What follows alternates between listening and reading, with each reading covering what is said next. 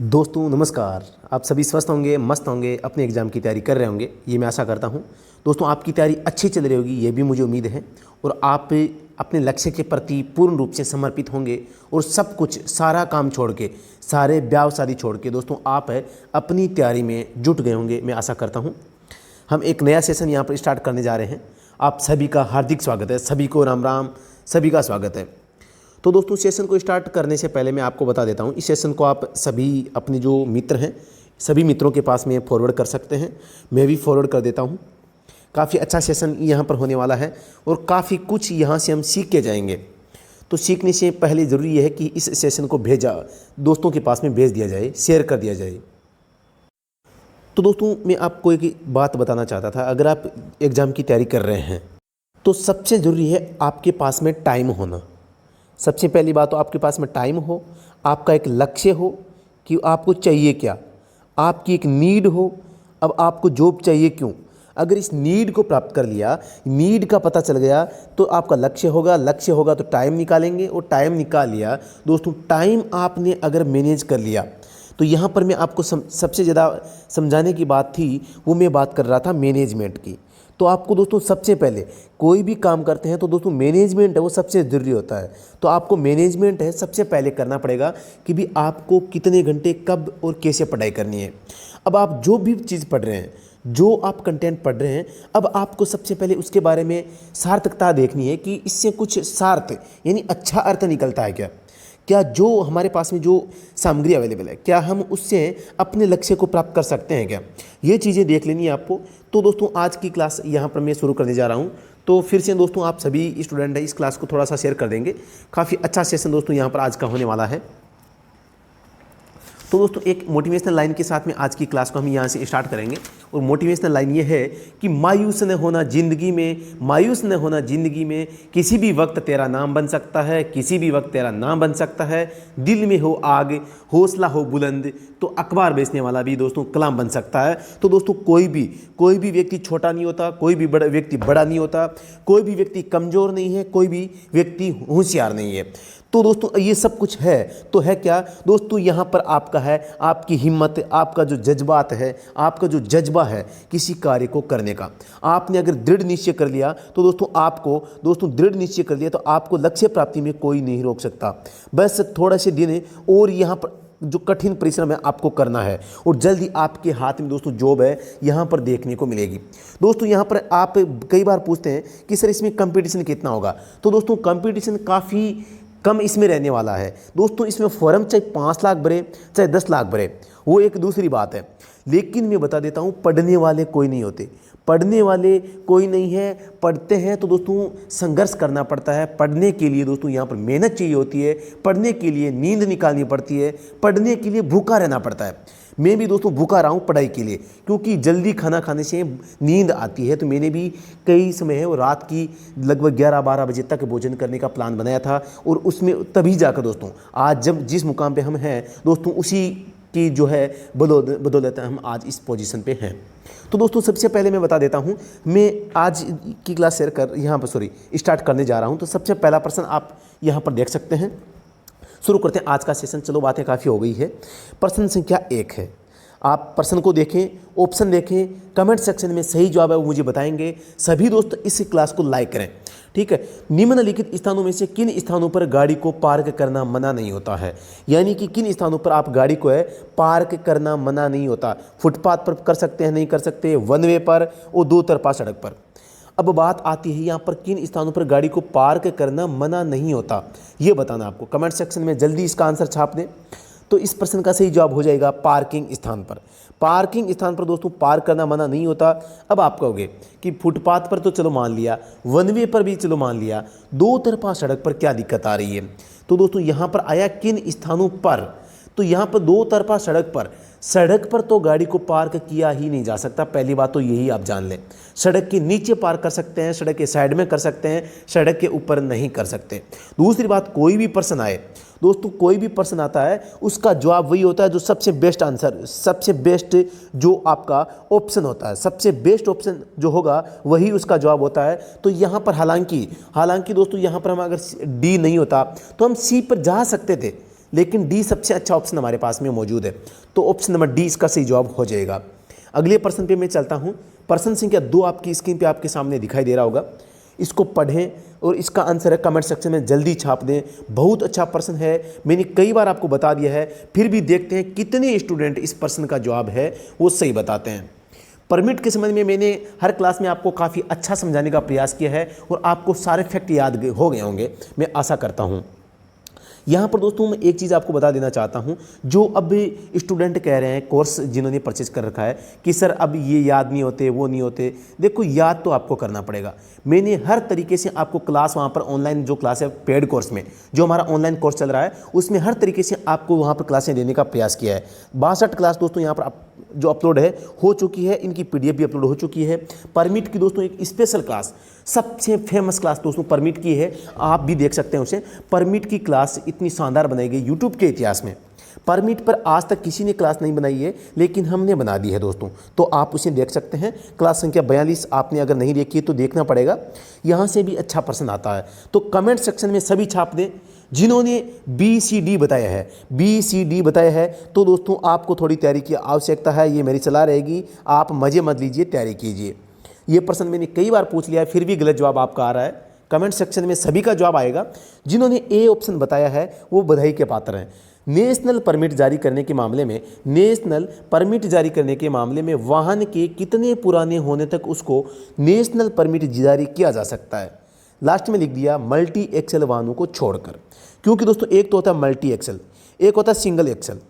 तो यहाँ पर सिंगल एक्सल के लिए अलग रूल है और मल्टी एक्सल के लिए अलग रूल है। तो यहाँ पर जो मल्टी एक्सल होता है इसके लिए दोस्तों 15 साल पुराने होने तक यहाँ पर परमिट जारी किया जा सकता है। और जो सिंगल एक्सल होते हैं, सिंगल का और मल्टी का मतलब क्या है। अब सिंगल एक्सल किसे बोलेंगे, जिसके एक एक्सल आगे है एक पीछे है बस, ठीक है। मल्टी किसे बोलेंगे, जिसके 2 से अधिक हो, मल्टी किसे कहेंगे, 2 से अधिक एक्सल वाला। तो जो सिंगल एक्सल वाले होंगे उनके लिए 12 साल तक जारी है वो नेशनल परमिट जारी किया जा सकता है। तो इसका सही जवाब हो जाएगा ऑप्शन नंबर 1।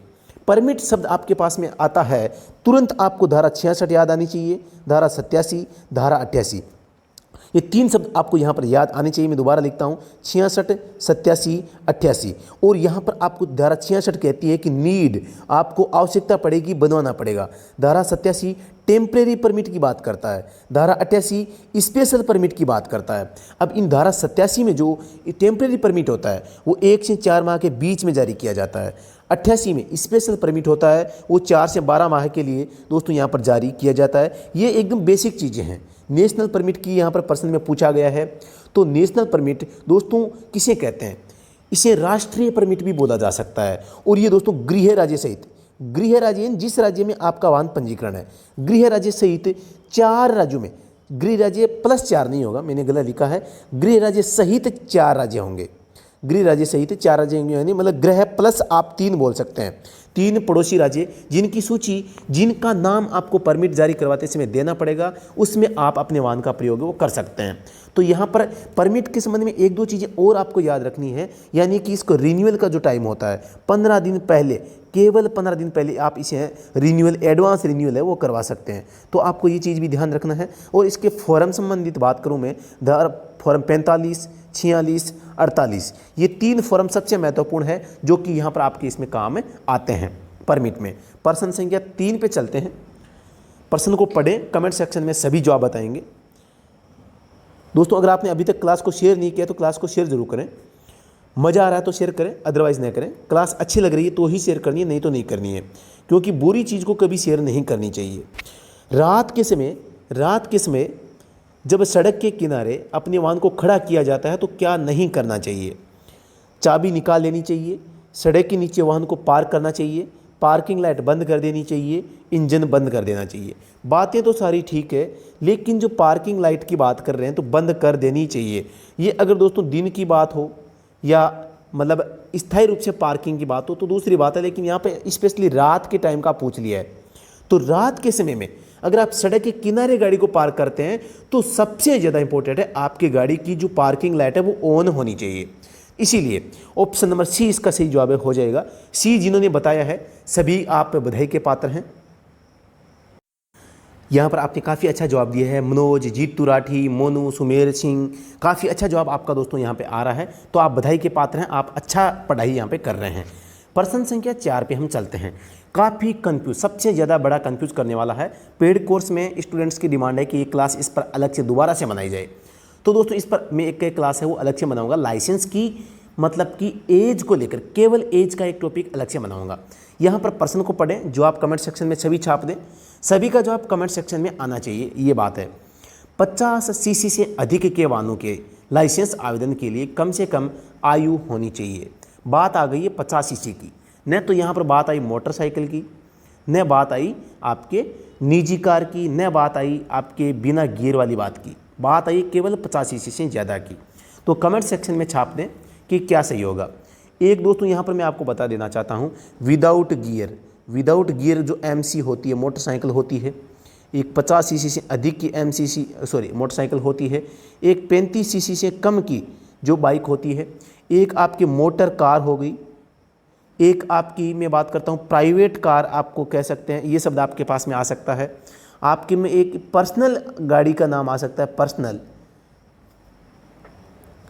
पर्सनल कभी पर्सनल कोई गाड़ी यूज में ले रहे हैं, एक आपकी निजी सेवा वाहन आ जाए। तो इस प्रकार के शब्द यहाँ पर आपको देखने को मिल सकते हैं। तो यहाँ पर मैं आपको बता देना चाहता हूँ 50, यहाँ पर विदाउट गियर की बात आ जाते हैं, विदाउट गियर की बात आते ही दोस्तों आपके जबान पर 16 साल उम्र हो जानी चाहिए। जैसे 50 सीसी तक की बात आए तो भी 16 साल हो सकता है, 50 सीसी से ऊपर की बात आ जाए 18 साल आपको करना है, 35 सीसी से कम की बात आ जाए तो आपको लाइसेंस की आवश्यकता ही नहीं है। मोटर कार की बात आ जाए, मोटर कार के लिए दोस्तों यहाँ पर 18 होनी चाहिए। पर्सनल कार की बात आ जाए तो भी 18 होनी चाहिए। पर्सनल यूज के लिए बात आ जाए तो 18 हो जानी चाहिए। लेकिन निजी सेवा आ जाए तो यहाँ पर निजी सेवा के लिए 18 नहीं होगा दोस्तों। यहाँ पर निजी सेवा का मतलब है सर्विस जहाँ पर शब्द आ जाए तो दोस्तों इसका मतलब क्या है, आप उसका प्रयोग है वो सार्वजनिक रूप से कर रहे हैं, तो उसके लिए 20 साल की उम्र हो जानी चाहिए। अब 20 साल किसके लिए होगी, इसके लिए बता देता हूँ मैं। आपके एक तो वाणिज्यिक वाहन हो, वाणिज्यिक शब्द आ जाए, एक आपके परिवहन शब्द आ जाए, परिवहन, एक आपके ट्रांसपोर्ट आपका आ जाए, ट्रांसपोर्ट नाम आ जाए, आपके एक निजी सेवा वाहन आ जाए, अभी मैंने बताया था आपको निजी सेवा, एक आपके पर्यटक वाहन आ जाए, ये भी काफ़ी अच्छा शब्द है, पर्यटक नाम आ जाए, पब्लिक जो है पब्लिक प्लेस पर गाड़ी चलाने के लिए आ जाए, माल ढोने या वहन करने के लिए आ जाए, यात्री का वहन करने के लिए आ जाए, या किराए की बात आ जाए। तो इस प्रकार के जो शब्द होते हैं, या कॉन्ट्रैक्ट पर कोई लेकर चले जाता है तो उस प्रकार का शब्द आ जाए, तो इन सब के लिए आपके जबान पर 20 साल की उम्र का नाम आना चाहिए। तो ये सारे के सारे फैक्ट है। अब बात करता हूँ, ये जो एज लिमिट है, इस एज लिमिट का उल्लेख है वो मोटर व्हीकल एक्ट में कहाँ पर किया गया है, तो धारा 4 में इसमें एज लिमिट के बारे में बताया गया है कि आयु कितनी होगी किसकी, लाइसेंसधारी की। तो इस प्रश्न का सही जवाब क्या हो जाएगा, 50 सीसी से अधिक के लिए 18 साल हो जाएगा। 18 साल तब तक आपको रखना है जब तक कोई वाणिज्यिक या HMV व्हीकल के बारे में उल्लेख न हो जाए। ठीक है, अभी जो मैंने कैटेगरी बताई है वो कैटेगरी स्पेशली नहीं आती है, तब तक आपको 18 को पकड़ के रखना है। अगला प्रश्न में चलता हूँ, प्रश्न संख्या 5 है।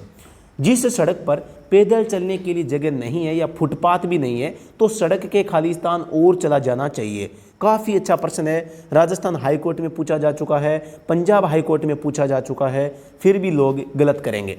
सभी कमेंट सेक्शन में छाप दें दोस्तों कि इसका सही जवाब क्या होगा। बहुत अच्छा प्रश्न है, सभी कंफ्यूज होते हैं। इस प्रश्न का मैं जवाब बताऊंगा, सर आप कहोगे सर ऐसा कैसे हो गया इसका। बाईं ओर, दाईं ओर, सड़क के बीच, नीचे, बाएं ओर, उपरोक्त में से कोई किसी एक जगह पे। तो दोस्तों मैं बता देता हूँ, कोई भी सड़क होती है, सड़क के साइड में अगर फुटपाथ नहीं है, सड़क के साइड में फुटपाथ नहीं बना हुआ है दोनों साइड में, और आप जा रहे हैं, तो अब दोस्तों मैं आपको चीज़ यहाँ पर बताना चाहूँगा। माना कि आप यहाँ से इधर जा रहे हैं, इसका कलर मैं थोड़ा चेंज कर देता हूँ। माना कि आप इधर जा रहे हैं या इधर से आ रहे हैं, तो दोस्तों अगर यहाँ पर सड़क पर पैदल चलने के लिए जगह नहीं है और आप आगे बढ़ रहे हैं, पीछे से कोई वाहन आ रहा है, आपको कैसे पता चलेगा वाहन कितना अंदर है कितना बाहर है? वो आपके ऊपर चढ़ाने की पूरी संभावना है। क्या आप बार बार पीछे देखेंगे? नहीं देखेंगे।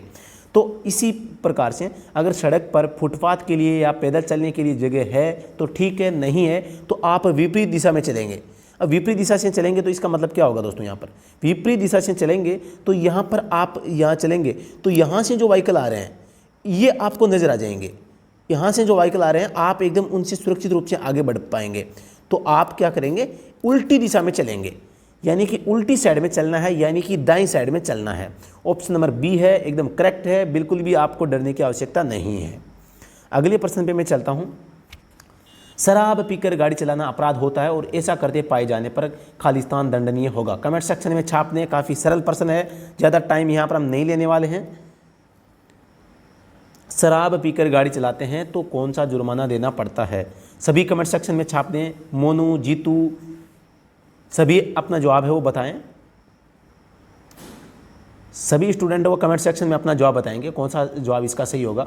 तो यहाँ पर दोस्तों शराब पीकर गाड़ी चलाना, धारा 185, धारा 185 का संबंध है शराब से। 10,000 का जुर्माना यहाँ पर आपको देना पड़ता है, साथ ही 6 माह की जेल होती है। दूसरी बार में दोस्तों 15,000 का जुर्माना है, 2 साल की जेल होती है। दोस्तों बात करते हैं यहाँ पर आपकी एल्कोहल की मात्रा की, तो 30 mg दोस्तों यहाँ पर 100 ml में आपका अगर दोस्तों यहाँ पर शराब पाई जाती है, आपका जो ब्लड है वो 30 mg इन 100 ml या 100 ml, तो दोस्तों आप इसमें अपराधी माने जाते हैं। और इसके लिए दोस्तों क्या किया जाता है, एक तो होता है धारा 203 में श्वास परीक्षण, धारा 203 तो हो गया श्वास परीक्षण। धारा 204 हो जाएगा रक्त यानी खून की जांच, प्रयोगशाला परीक्षण जिसे बोलते हैं। तो ये जो 30 mg वाला है ये दोस्तों आपका किस में होगा, इस धारा 204 में होगा। यहाँ पर एक चीज़ और ध्यान देनी, इस प्रश्न में आया है धारा 184। धारा 184 का संबंध खतरनाक तरीके से वाहन चलाने से है, जिसमें 1,000 से 5,000 तक का जुर्माना आपको लगाया जाता है, या DL लाइसेंस है उसको निलंबित भी किया जा सकता है और रद्द भी किया जा सकता है।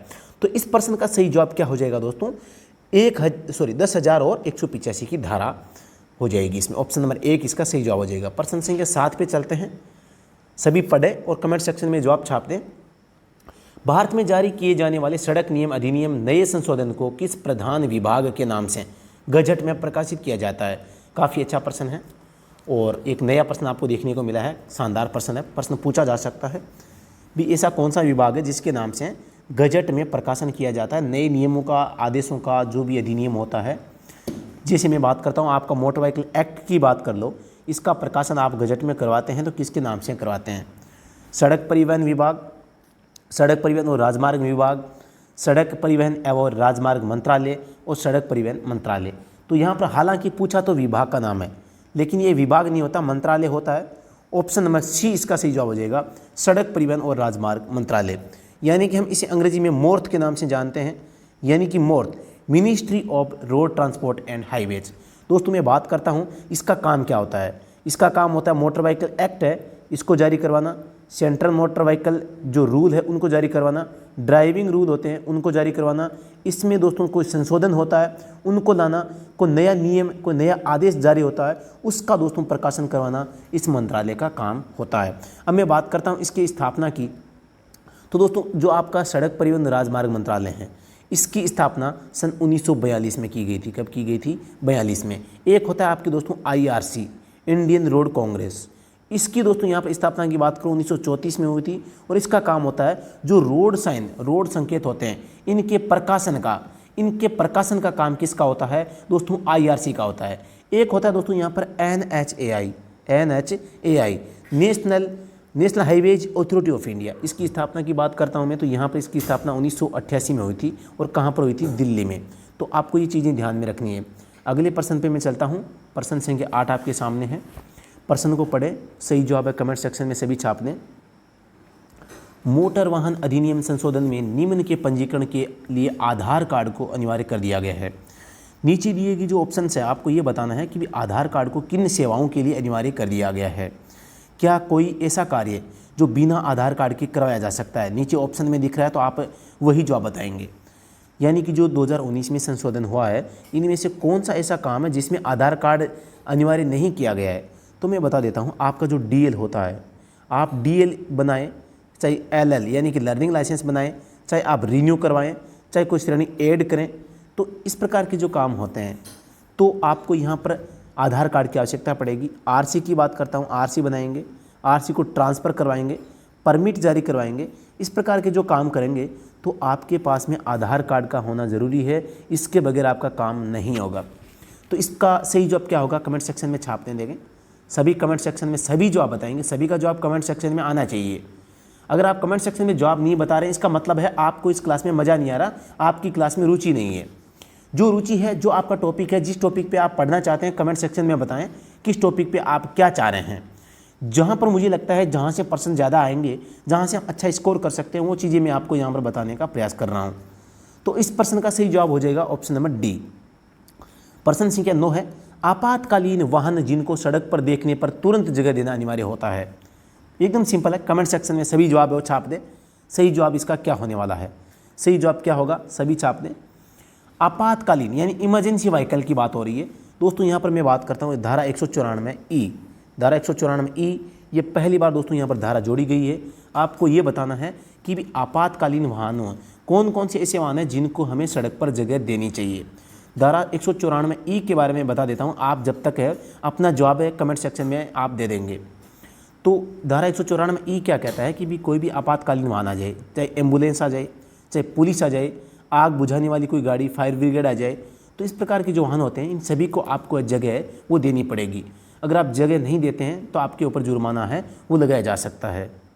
आप सभी कमेंट सेक्शन में ये छाप देंगे कि जो धारा 194E है इसके तहत जुर्माना कितना होता है। धारा 194E के तहत जुर्माना कितना होता है ये भी छाप दें। इस प्रश्न का सही जवाब क्या हो जाएगा, ऑप्शन नंबर डी, यानी कि सभी प्रकार के जो वाहन होते हैं इन्हें आपको तुरंत जगह देनी चाहिए। अब जगह देने की कंडीशन क्या होती है, आप गाड़ी चला रहे हैं, आपके पीछे से कोई सायरन बजाता हुआ वाहन आ रहा है। अब आपको अगर आप किसी मतलब कि ऐसी जगह पे हैं जहाँ पर आसानी से जगह दे सकते हैं तो आपको तुरंत जगह देनी चाहिए। लेकिन अगर ऐसी स्थिति में है कि वहाँ पर आपके द्वारा वाहन साइड में नहीं किया जा सकता या ऐसी कंडीशन में है जहाँ पर जगह देना पर्याप्त नहीं है तो आप थोड़ा सा आगे बढ़ सकते हैं।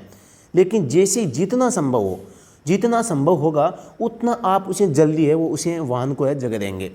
तो दोस्तों धारा 194E क्या कहती है, ये कहती है कि भी आपातकालीन वाहन को आप रास्ता नहीं देते हैं तो आपके ऊपर 10,000 का जुर्माना लगाया जाएगा। 10,000 का जुर्माना प्लस दोस्तों यहाँ पर 6 माह की कैद भी हो सकती है। ये दोनों आपको दिए जा सकते हैं, आपको ये ध्यान में रखना है। यहाँ पर दोस्तों एक बहुत बड़ा सवाल यहाँ पर आता है, जो धारा 194 है, धारा 194 है, ये बहुत बड़ी धारा है और इसमें काफ़ी परिवर्तन 2019 में हुआ है। धारा 194 तो ओवरलोडिंग की है, किसकी, आपकी जो मतलब वाहन में ओवरलोडिंग कर देते हैं सामान की।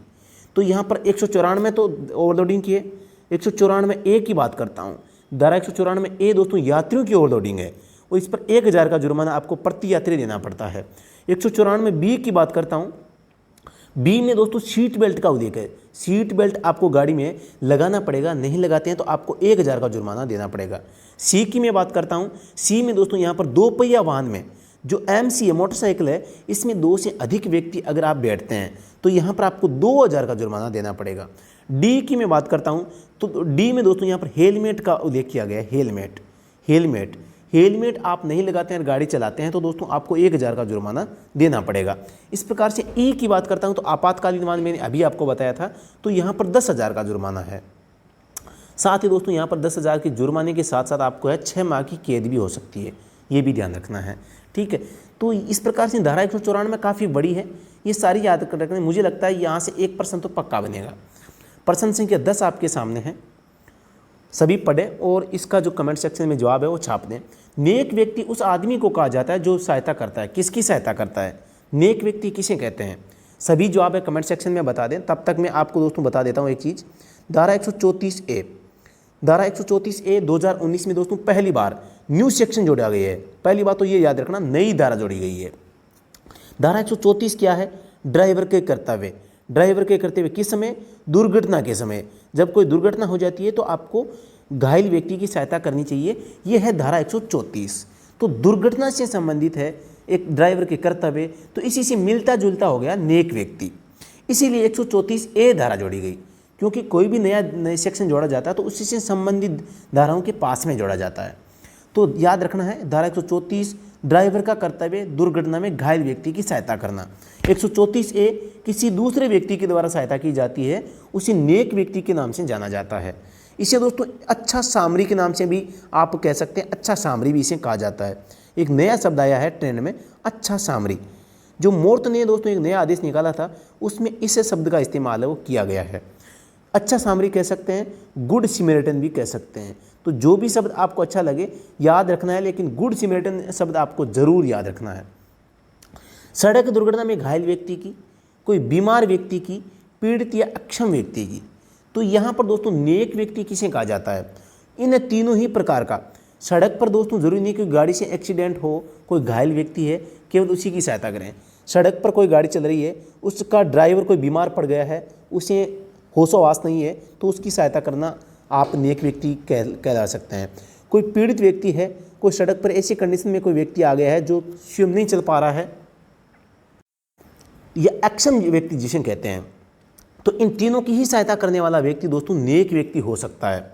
ठीक है, तो धारा 134A याद रखना है, नेक व्यक्ति याद रखना है, 5000 का आपको यहाँ पर इनाम याद रखना है। लेकिन इनाम के लिए सहायता नहीं करता, ये भी ध्यान रखना है साथ में, अवार्ड के लिए काम नहीं करता ये। इसको मिलता है तो मिल जाएगा, नहीं तो कोई बात नहीं, ऐसा होता है इसमें। तो प्रश्न संख्या 10 का जवाब हो जाएगा ऑप्शन नंबर डी। जिसने भी बताया है वो सभी बधाई के पात्र हैं, आप सभी अच्छी तैयारी कर रहे हैं, आपको याद है। अगले प्रश्न पे चलते हैं। मोटर वाहन अधिनियम के तहत जारी वह दस्तावेज जिसके तहत किसी वाहन का परिवहन के रूप में उपयोग किया जा सकता है। मोटर वाहन अधिनियम के तहत जारी वह दस्तावेज जिसके तहत किसी वाहन का परिवहन के रूप में प्रयोग। दोस्तों यहाँ पर आरसी सभी की होती है, डीएल सभी के पास में होना चाहिए, फिटनेस सभी का होता है, टैक्स सभी भरते हैं। तो यहाँ पर दोस्तों यहाँ पर मैं आपको एक चीज़ समझाने का प्रयास कर रहा हूँ। ये जो 4 शब्द आए हैं ये चारों तो सभी वाहनों में होंगे, तो फिर एक ऐसा दस्तावेज कौन सा है जिससे बनाकर हम उस किसी वाहन को परिवहन वाहन के रूप में प्रयोग कर सकते हैं? तो दोस्तों वो होता है परमिट। क्या होता है दोस्तों? परमिट दोस्तों आपके पास में है तो आप उस वाहन का प्रयोग है वो परिवहन के रूप में कर सकते हैं। तो यहाँ पर परमिट किस लिए दिया जाता है कि आप जो काम करना चाह रहे हैं उसके लिए जो आपको अनुज्ञा यानी आदेश मिलता है या आपको परमिशन मिलती है उसे परमिट कहा जाता है। परमिट के संबंध में दोस्तों मैंने आपको बताया था, धारा 66 में आवश्यकता, 87 अस्थायी, 88 विशेष परमिट, 66 में नीड है और 87 में अस्थायी है, 1 से 4 माह है, 88 में विशेष है, 4 से 12 माह तक होता है। और दोस्तों नेशनल परमिट मैंने बताया था गृह राज्य से 4 राज्य में होगा, तो इस प्रकार से रिन्यूअल का 15 दिन पहले तक कर सकते हैं, ये भी बताया था। तो इस प्रश्न का जवाब हो जाएगा बी। अगले प्रश्न पे हम चलते हैं। निजी कार को निम्न में से किस वर्ग में रखा गया है? दोस्तों सभी इसका जवाब है कमेंट सेक्शन में छाप दें, सही जवाब क्या होगा। दोस्तों बात हो रही है व्हीकल कैटेगरी की, व्हीकल कैटेगरी की दोस्तों यहाँ पर बात हो रही है, व्हीकल कैटेगरी की दोस्तों यहाँ पर बात हो रही है। तो आपको बताना है कि निजी कार को किस में रखा गया है। सभी कमेंट सेक्शन में छाप दें, मुझे पक्का पता है आप इसका जवाब गलत देंगे, आप इसका जवाब गलत देंगे। जिसने हमारा कोर्स ले रखा है उसको तो मैं कह नहीं सकता, बाकी सारे के सारे इसका जवाब गलत देने वाले मैं पक्का बता देता हूँ, क्योंकि ये टॉपिक यूट्यूब के इतिहास में किसी ने नहीं पढ़ाया है, केवल और केवल है हमने इस टॉपिक को पढ़ाया हुआ है। तो जो हमने पढ़ाया है जिसने पढ़ लिया है उसको तो याद है, बाकी को ये टॉपिक प्रश्न नहीं आएगा। एक प्रश्न में एक पेपर में प्रश्न आया था कि एम्बुलेंस होती है उसको किस कैटेगरी में रखा गया है, ये भी मैं आपको बताऊँगा। यहाँ पर आपको ट्रिक भी बताऊँगा कि भी इसका जवाब कैसे याद रखना है। तो यहाँ पर सभी कमेंट सेक्शन में अपना जवाब है वो छाप दें। दोस्तों इसके बारे में जानकारी कहाँ से मिलती है? ये दोस्तों इसका उल्लेख कहाँ पर मिलता है? मोटर व्हीकल एक्ट में कहीं पर भी आपको इसका उल्लेख नहीं मिलेगा, लेकिन जो सेंट्रल मोटर व्हीकल रूल है उसमें दोस्तों इसका उल्लेख है वो किया गया है। दोस्तों आपको सबसे पहले याद रखना है जो एल कैटेगरी है इसमें दोस्तों 2 पहिया वाहन, 3 पहिया वाहन, छोटी मोटरसाइकिल कोई है तो इन वाहनों को रखा जाता है। एम कैटेगरी की बात करता हूँ, आपकी गाड़ी कोई कार है, हल्का वाहन है, LMV या यात्री जिसमें बैठ सकता है, यात्री के लिए गाड़ी है वो एम में होती है। एन की बात करता हूँ मैं दोस्तों, माल परिवहन, गुड्स कैरी जो होता है जिसमें माल का वहन किया जाता है उसे दोस्तों एन कैटेगरी में रखा गया है। बात करता हूँ ओ की, तो यहाँ पर कंस्ट्रक्शन या मशीनरी जो होती है दोस्तों उसको इसमें रखा गया है। तो अब आप बता सकते हैं कि निजी कार किस में आएगी? निजी कार आएगी दोस्तों यहाँ पर कैटेगरी एम में, यानी कि एम आपको याद रखना है, कैटेगरी एम निजी कार, यानी कि जिसमें यात्री बैठ सकता है वो दोस्तों यहाँ पर सीधी बात है यात्री बैठ सकता है, यात्रा बैठकर सवारियों को ले जा सकता है। इस प्रकार के वाहनों को दोस्तों निजी कार एम में रखा गया है। एम्बुलेंस में भी दोस्तों यात्री बैठ सकते हैं, तो यहाँ पर दोस्तों यहाँ पर आप कह सकते हैं एम कैटेगरी में आएगी। बस किस में आएगी? एम में आएगी। कार किस में आएगी? एम में आएगी। छोटी बसें किस में आएगी, एम में आएगी। तो ये बात आपको थोड़ा सा ध्यान में रखना है। अगले प्रश्न पे मैं चलता हूँ दोस्तों। यहाँ पर प्रश्न संख्या 13 है, इसको पढ़े, सभी कमेंट सेक्शन में इसका जवाब वो छाप दें कि सही क्या होगा। बिना टिकट यात्रा करने पर पहले 200 रुपये का जुर्माना देना पड़ता था, लेकिन 2019 में संशोधन के पश्चात इसको बढ़ाकर कर दिया गया है। आपको बिना टिकट के संबंध में धारा कौन सी है ये कमेंट सेक्शन में सभी छाप दें, और जुर्माना कितना है वो भी छाप दें। दोस्तों आपको यहाँ पर ध्यान रखना है, धारा एक तो है आपके धारा 178 आपको यहाँ पर याद रखनी है। कौन सी रखनी है, 178 रखनी है, एक धारा 194 ए रखनी है। ये दोनों धाराओं को आपको यहाँ पर पढ़ना है। इनमें अंतर क्या है, धारा 178 बिना टिकट के यात्रा करना, धारा 178 कहते 500 का जुर्माना है। धारा 194 में क्या है, यात्रियों की ओवरलोडिंग करना वाहन मालिक की, कंडक्टर की या चालक की जिम्मेदारी होगी। तो यहाँ पर जुर्माना कितना लगाया जा सकता है, 1000 का जुर्माना प्रति यात्री। जितने ज़्यादा यात्री आपने बैठाए हैं उतने ही 1000 आपको रुपये देने पड़ेंगे। जैसे 10 यात्री हैं तो 10,000 देने पड़ेंगे। इस प्रकार से यात्रियों की ओवरलोडिंग धारा 194 ए है, और बिना टिकट के यात्रा करना धारा 178 है। तो ये बात आपको थोड़ा सा ध्यान से समझ लेना है। तो इस प्रश्न का जवाब क्या हो जाएगा, पहले जुर्माना कितना था, पहले 200 रुपये था, लेकिन बढ़ाकर कितना कर दिया गया है, 500 कर दिया गया है। प्रश्न संख्या 14 है, अगर कोई व्यक्ति ऐसा कोई वाहन का उपयोग करता है जिसका बीमा समाप्त हो गया है, तो इसे वाहन के लिए मोटर वाहन की धारा 196 के अनुसार कितने रुपये का जुर्माना देना पड़ेगा। यहाँ प्रश्न को पूछने का या जिस हिसाब से ऑप्शन है, इसका मतलब है कि बीमा समाप्त हो गया है, वाहन का प्रयोग किया जा रहा है, वाहन का प्रयोग करते हुए पकड़े जाने पर जुर्माना कितना होगा, ये पूछने का प्रयास इसमें किया गया है। तो यहाँ पर आपको बताना है 2000 या 6 माह है, 2000 या 3 माह है, 4000 या 6 माह है। तो आपको इंश्योरेंस से संबंधित जो प्रश्न है यहाँ पर पूछा गया है, तो आप कमेंट सेक्शन में इसका जवाब सभी बताएं। सभी स्टूडेंट दोस्तों इस क्लास को लाइक ज़रूर कर देंगे और इसे आगे से आगे शेयर भी कर देंगे। तो यहाँ पर मैं दोस्तों बता देता हूँ, इंश्योरेंस की बात आ जाए तो आपको धारा 146 आपको याद आ जानी चाहिए, धारा आपको 196 याद आ जानी चाहिए। धारा 196 है वो क्या कहती है, पहली बार बिना इंश्योरेंस की गाड़ी चलाते हुए पाए गए तो 2000 और 3 माह, दूसरी बार में 4000 और 3 माह। ये बस दो तो जुर्माना याद रख लेना। और दूसरी बात यहाँ पर जो आपकी इंश्योरेंस होती है, इसकी वैलिडिटी की बात करें तो 1 साल वैलिडिटी होती है। यहाँ पर दोस्तों जो बीमा होती है, इंश्योरेंस होती है दोस्तों 3 प्रकार की होती है।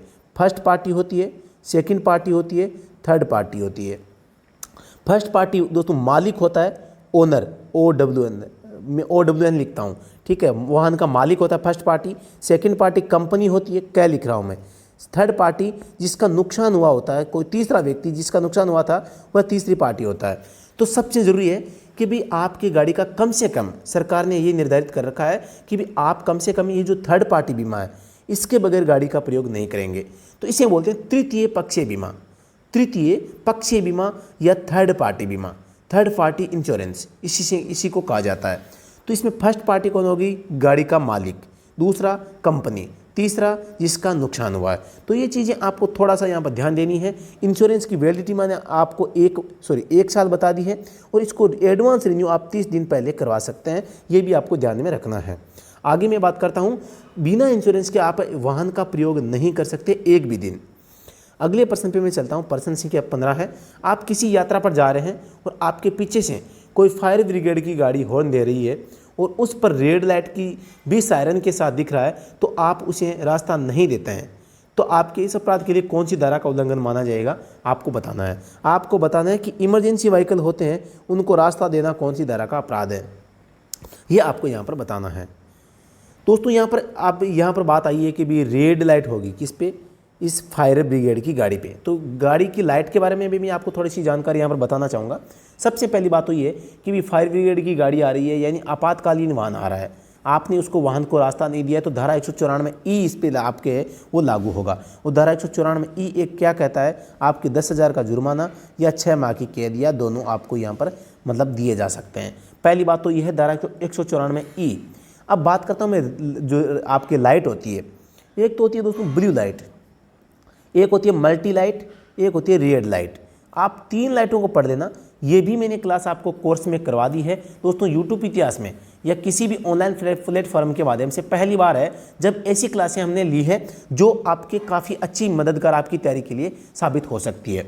तो यहाँ पर आपको थोड़ा सा ध्यान देना है, जो ब्लू लाइट यानी जिसे ब्लू नीले कलर की जो लाइट होती है वो कौन लगाता है? या तो चिकित्सा विभाग की कोई एम्बुलेंस होगी, या आपकी कोई रेड क्रॉस सोसाइटी की एम्बुलेंस होगी, या कोई नागरिक सुरक्षा का कोई उड़न दस्ता होगा नागरिकों की सुरक्षा के लिए। तो ये तो होगी ब्लू लाइट। मैं बात करता हूँ मल्टी कलर की लाइट की। तो यहाँ पर मल्टी कलर में दोस्तों यहाँ पर आपको ध्यान देना है, जैसे पुलिस हो गया, फायर ब्रिगेड की हो गई, परिवहन विभाग की कोई गाड़ी हो गई, आबकारी की कोई गाड़ी हो गई।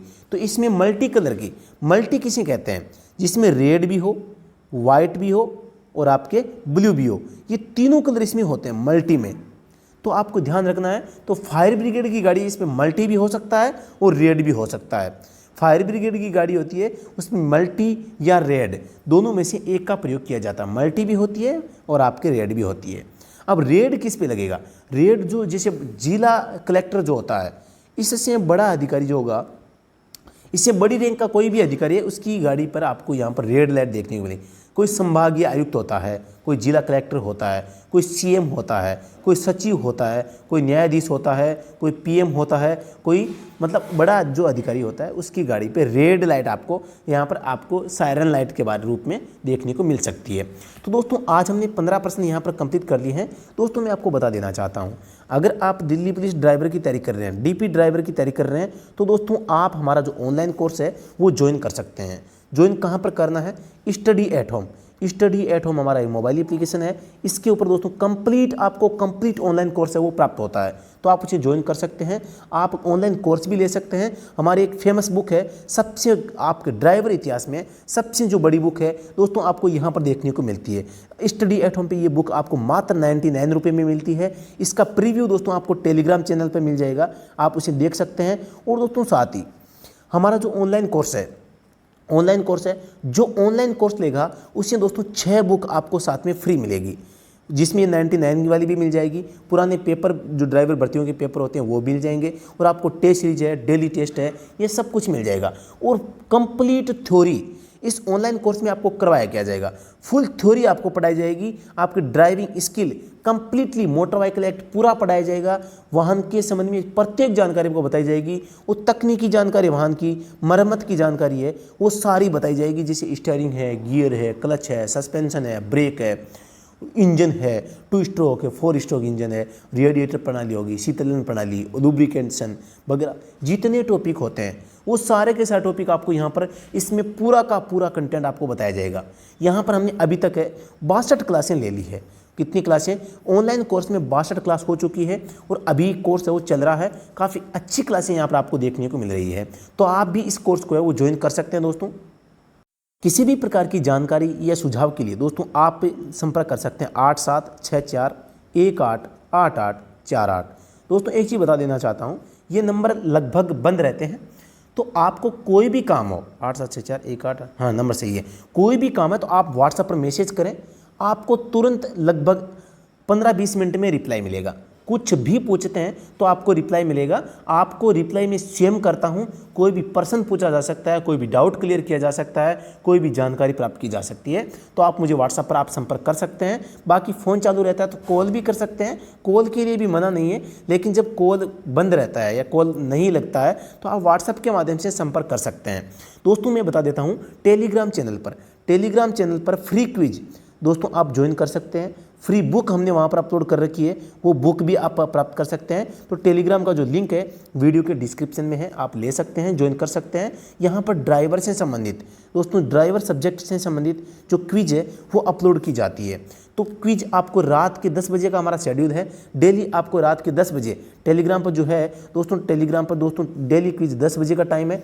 लेकिन कभी कभी ऑनलाइन क्लास है वो डिले होने के कारण हम इसका शेड्यूल है आगे बढ़ा देते हैं, और इसे लगभग 10:15 या 10:30 के बीच में दोस्तों यहाँ पर भी आपकी क्विज है वो स्टार्ट हो सकती है। तो यहाँ पर काफ़ी अच्छे प्रश्न आपको देखने को मिलते हैं। तो आप भी दोस्तों इसे ज्वाइन कर सकते हैं, बिल्कुल फ्री है दोस्तों, किसी भी प्रकार का कोई चार्ज नहीं है। दोस्तों जो हमारा स्टडी एट होम ऐप है, इस पर भी दोस्तों हम जल्द ही आपके लिए फ्री में फ्री में भी कोर्स आपको यहाँ पर प्रोवाइड करवाने जा रहे हैं। वो कोर्स नहीं होगा दोस्तों, यहाँ पर आपको फ्री में दोस्तों आपको प्रैक्टिस सेट मिलेंगे, फ्री में आपको ऑब्जेक्टिव पर्सन है आपको देखने को मिलेंगे। तो आप फ्री में भी काफ़ी सुविधाओं का लाभ है यहाँ पर ले सकते हैं। और पेड कोर्स लेना चाहते हैं, अगर आप पेड कोर्स परचेज करना चाहते हैं तो आप इसे भी ज्वाइन कर सकते हैं। तो इस ऐप का लिंक है आपको डिस्क्रिप्शन में मिल जाएगा। किसी भी प्रकार की सहायता जानकारी के लिए आपको नंबर स्क्रीन पर दिखाई दे रहे होंगे, इन नंबरों पर आप संपर्क कर सकते हैं किसी भी प्रकार की सहायता के लिए। तो दोस्तों अभी के लिए इतना ही, फिर से मिलते हैं नेक्स्ट वीडियो में, तब तक के लिए धन्यवाद, जय हिंद। दोस्तों इस क्लास के बारे में आपका क्या फीडबैक है आप जरूर बताएंगे, उसी अनुसार हम नेक्स्ट क्लास को है वो प्रिपेयर करके आपके सामने प्रस्तुत होंगे। जय हिंद, वंदे मातरम, भारत माता की। दोस्तों क्लास को एंड करने से पहले फिर से मैं एक मोटिवेशनल लाइन आपके सामने बोलना चाहूँगा। मोटिवेशनल लाइन मैंने 2-3 बार बता दी है, फिर भी आपको देखो, आपको हिम्मत नहीं हारनी है, आपको अपने लक्ष्य से भटकना नहीं है, अपने लक्ष्य के प्रति आपको दृढ़ निश्चय करना है। आपको कहना है बस मैं किसी शादी में, मैं किसी ब्याह में जाने से रुक सकता हूँ, लेकिन राज सर की जो क्लास है वो उसको मिस नहीं कर सकता। दोस्तों कहते हैं मायूस न होना जिंदगी में, मायूस न होना जिंदगी में, किसी भी वक्त तेरा नाम बन सकता है, दिल में हो आग हौसले हो बुलंद। तो दोस्तों अखबार बेचने वाला भी कलाम बन सकता है, दोस्तों अखबार बेचने वाला कलाम बन सकता है। साथ ही दोस्तों मैं बता देना चाहता हूं, कोई छोटा नहीं है, कोई बड़ा नहीं है, जो तैयारी करेगा उसका सिलेक्शन होगा। दोस्तों एक कहावत और है कि रख हौसला वो मंजर भी आएगा, रख हौसला वो मंजर भी आएगा, प्यासे के पास चलकर समंदर भी आएगा। यूं थक कर ना बैठ राही के मुसाफिर, यूं थक कर ना बैठो राही के मुसाफिर। दोस्तों जीत भी मिलेगी और जीत के मिलने का मजा भी आएगा। और दोस्तों जिस दिन जीत मिल गई उस दिन हम डीजे बजाएंगे। क्या बजाएंगे? डीजे बजाएंगे। और डीजे कहाँ बजाएंगे? पड़ोसी की छाती पर बजाएंगे। और पड़ोसी की छाती पर डीजे बजाएंगे तो हमें मजा आएगा। और अगर दोस्तों आपने अगर तैयारी नहीं की तो पड़ोसी दोस्तों आपकी छाती पर डीजे बजा सकता है। तो इस बात का भी आपको ध्यान में रखना है, आपका जीना हराम कर सकता है। और वो ये कह सकता है कि तेरे में भैया हिम्मत नहीं है, भैया तू कुछ नहीं कर सकता, ये भी बोल सकता है। लेकिन हमें कुछ करके दिखाना है, हमारे अंदर भी जुनून है, हमारे अंदर भी जोश है, हम भी एक परफेक्ट तरीके से इसकी तैयारी कर रहे हैं तो हम भी जॉब लग सकते हैं। काफ़ी अच्छी, काफ़ी बड़ी अपॉर्चुनिटी आपके सामने आपको देखने को यहाँ पर मिलती है, तो आप भी जॉब प्राप्त कर सकते हैं। काफ़ी बड़ा अवसर आपको मिला है दोस्तों, मैं जितना बड़ा बताऊं उतना बड़ा अवसर आपको इस वैकेंसी में तैयारी करके सरकारी जॉब, गवर्नमेंट जॉब प्राप्त करने का यहाँ पर अवसर मिला है। वो भी दोस्तों डीपी ड्राइवर में,